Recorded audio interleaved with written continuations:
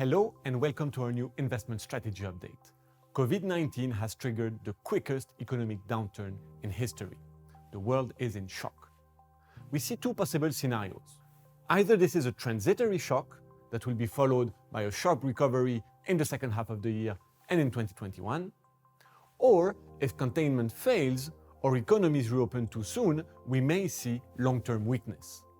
Asia's experience, and China's in particular, with strict lockdowns, systematic testing, and social distancing, suggests that, properly implemented, a temporary shock is more likely.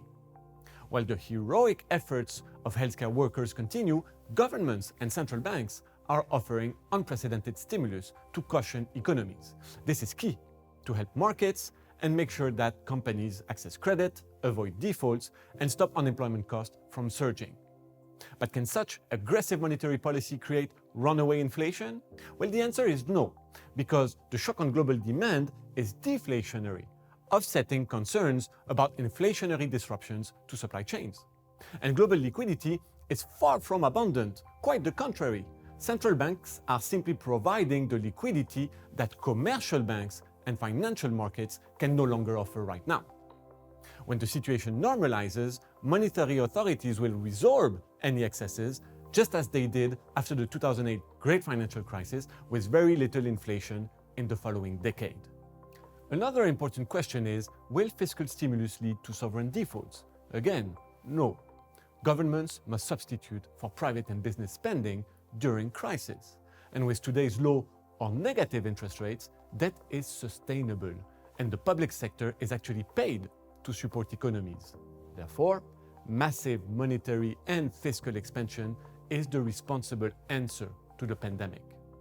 Let us now turn to Stéphane to discover how we have adapted our portfolios following the outbreak and unprecedented market turmoil.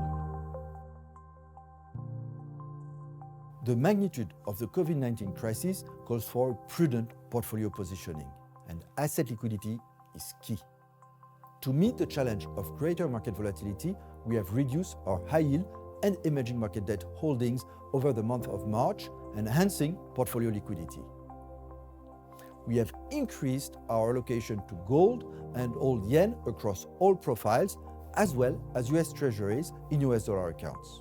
Finally, we maintain higher level of cash so that we can react rapidly to any change in outlook. We keep an underweight of 2% in equities and regularly adjust our exposure to account for market drifts. We stay exposed to equities so that our clients' portfolios can gain from the eventual market recovery. But these are volatile times, and therefore we continue to strengthen portfolio protections. We have implemented put spread strategies on equity indices, which allow us to create an asymmetric return profile. Our expectation, as Samy just said, is for a transitory contraction. In this scenario, once the worst of the pandemic is past and economies begin to recover, equity markets should see a 20% upside, high-quality credit risk normalize, and gold trade around $1,600 an ounce. But if containment efforts are less successful, we could face a protracted recession, equity markets could see an additional drop of 30%, and gold rise to $1,900 an ounce. This would require a different set of investment choices, and we would, of course, increase our holdings of safe havens. One of the worst quarters in financial market history is now behind us, but more uncertainty lies ahead. Challenges unimagined just a few months ago. And to address them, we will continue to monitor the effectiveness of public health measures as well as coincident indicators of economic activity and how markets price them. We remain prudent and agile at all times. Stay safe, and thank you very much for watching.